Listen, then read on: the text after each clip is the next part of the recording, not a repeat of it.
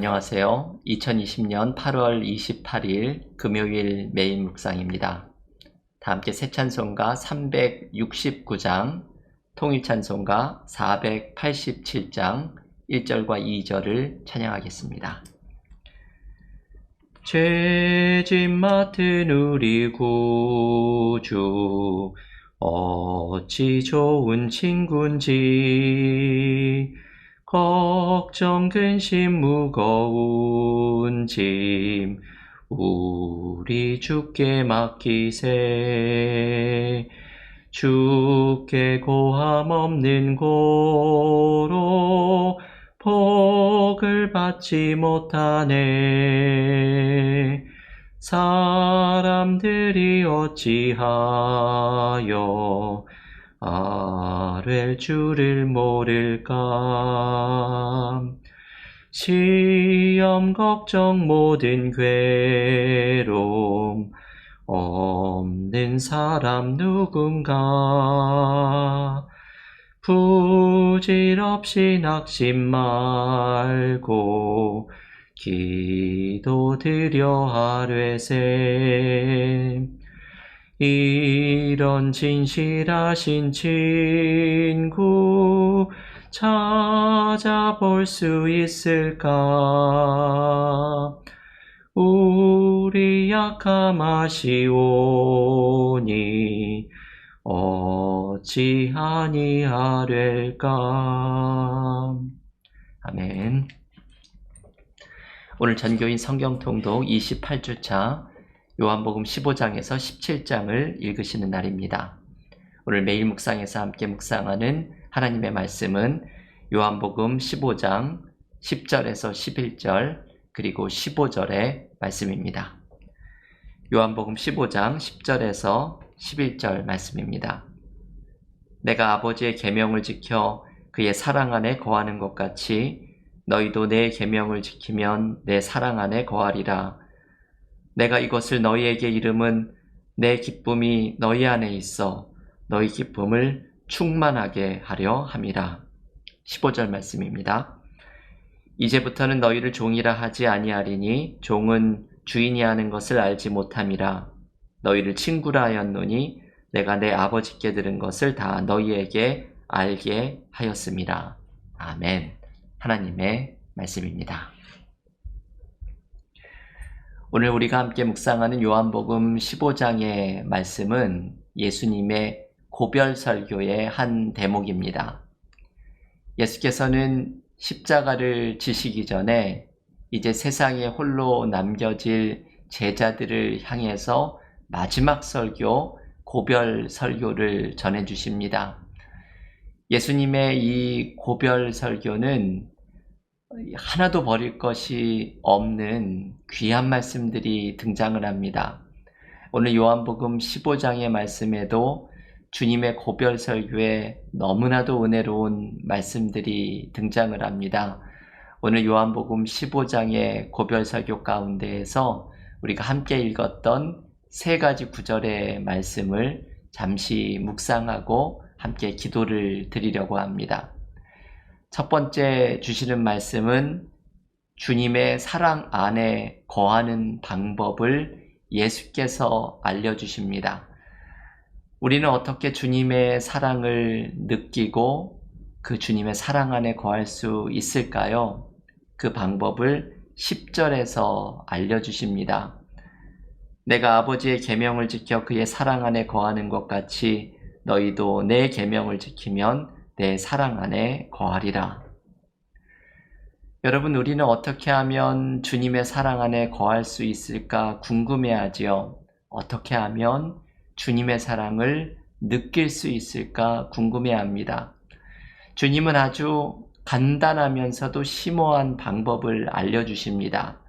그것은 내 계명을 지키면 내 사랑 안에 거할 것이라는 말씀입니다.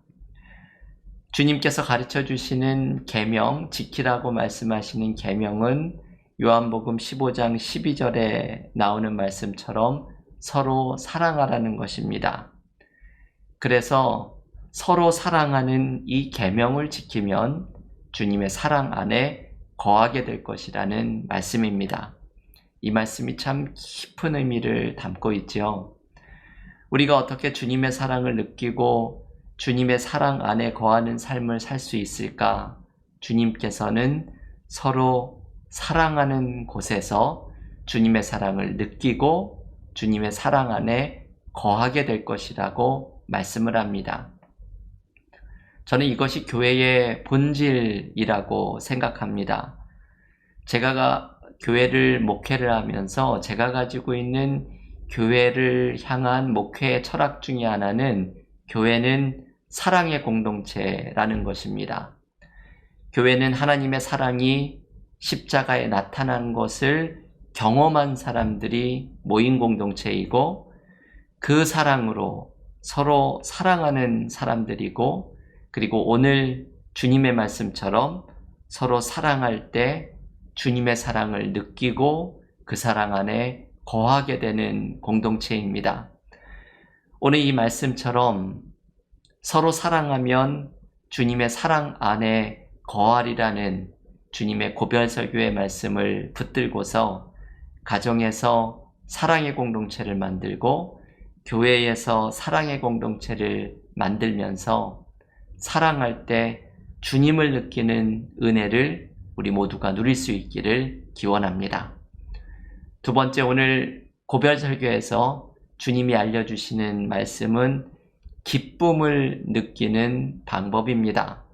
오늘 본문 11절을 다시 한번 읽어보겠습니다. 내가 이것을 너희에게 이름은 내 기쁨이 너희 안에 있어 너희 기쁨을 충만하게 하려 함이라. 아멘. 이 요한복음 15장 11절의 말씀은 암송구절로 삼을 만한 말씀입니다. 오늘 하루 동안 이 말씀을 한번 교우들께서 외워보시면서 이 말씀에 담겨있는 능력을 경험해 보시기를 바랍니다. 주님께서는 우리가 주님의 기쁨을 소유할 수 있다고 말씀을 합니다. 주님의 기쁨이 우리 안에 흘러넘치게 되면 우리의 삶에 기쁨이 가득하게 될 것이라는 것을 알려주십니다. 저는 이 말씀이 우리의 신앙생활의 목표가 되기를 원하고 또한 우리의 삶의 목표가 되기를 원합니다. 신앙생활은 원래 기쁜 것이죠. 신앙생활에는 이 기쁨이 가득한 것입니다. 예배를 드리면서도 기쁨이 가득하고 성도의 교제 가운데에서도 기쁨이 가득한 것이 신앙생활입니다. 저는 저희 교회의 한 교우께서 저희 교회에 나오신 지 얼마 되지 않았을 때에 하셨던 말씀이 아직도 기억이 나는 것이 있습니다. 이 교우께서 저희 교회에 나오신 지 얼마 안 되셨을 때 우리 교우들의 웃음소리가 교회에서 들리는 것이 너무나 보기가 좋다고 진실된 웃음소리가 넘칠 때마다 그래, 교회가 원래 이래야 되는데 생각이 들면서 우리 교회가 너무 보기에 좋았다고 말씀하시는 것이 지금도 기억이 납니다. 저는 이 교우가 하셨던 말씀이 저희 은혜와 사랑 교회를 향한 최고의 칭찬이 아닐까라는 생각을 했었습니다. 교회는 가식 없는 진실된 웃음소리가 넘치는 것이 올바른 교회입니다. 교회에는 기쁨이 가득해야 하기 때문입니다. 신앙생활이 기쁘고 예배가 기쁘고 봉사가 기쁘고 교제가 기쁜 것이 신앙생활입니다. 요즘 코로나 사태 때문에 현장 예배를 재개하여도 40여 명밖에 모이지를 못하니 이렇게 교우들을 뵙지 못하고 그 기쁨을 누리지 못하는 것이 많이 아쉬움 속에 있습니다.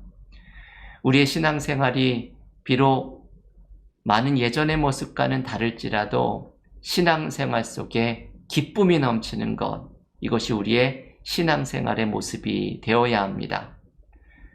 여러분, 삶에도 기쁨이 넘쳐야 합니다. 우리의 삶에는 문제도 많고 피곤한 일도 많이 있어도 주님의 기쁨이 우리 안에 있으면 삶의 문제 속에서도 기쁨이 가득할 수 있습니다. 한국에서 목회하시는 조정민 목사님은 기쁨을 이렇게 풀이하죠. 영어로 joy, J-O-Y를 Jesus overflows you, 이것의 첫 글자를 딴 것이 joy라고 이야기합니다. 다시 말하면 예수가 흘러넘치는 것이죠. 내 안에 예수가 흘러넘칠 때 우리에게는 기쁨이 가득합니다. 비록 삶에는 문제가 있고 삶의 어려움이 우리를 집어삼킬 듯이 달려오는 순간에도 주님이 함께 하시고 예수가 우리 안에 흘러넘칠 때 주님이 주시는 기쁨이 넘치게 됩니다. 여러분, 오늘 요한복음 15장 11절의 말씀을 기억하십시오. 내가 이것을 너희에게 이름은 내 기쁨이 너희 안에 있어 너희 기쁨을 충만하게 하려 함이라. 주님과 동행하면서 주님이 주시는 기쁨이 우리의 신앙생활에 그리고 우리의 삶 속에 넘치는 축복을 경험하시기를 기원합니다. 마지막으로 오늘 주님의 고별설교에서 예수께서는 우리가 어떤 사람들인지를 알려주기를 원하십니다. 우리는 주님의 친구라는 사실이죠. 너무나도 귀한 말씀입니다. 요한복음 15장 15절의 말씀을 다시 한번 읽어보겠습니다. 이제부터는 너희를 종이라 하지 아니하리니 종은 주인이 하는 것을 알지 못함이라. 너희를 친구라 하였노니 내가 내 아버지께 들은 것을 다 너희에게 알게 하였음이라. 아멘. 구약 성경에는 하나님의 친구라고 불린 사람들이 등장을 합니다. 모세가 그랬고 아브라함이 그랬습니다.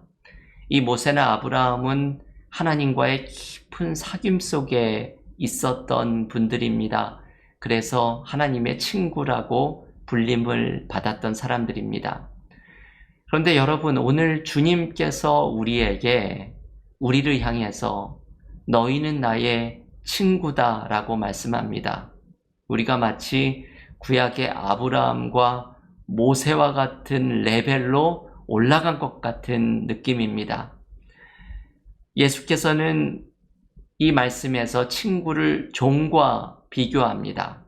종은 주인이 하는 것을 알지 못하고 주인의 명령에 끌려다니지만 친구는 서로 인격적으로 알고 사귐이 있는 관계입니다.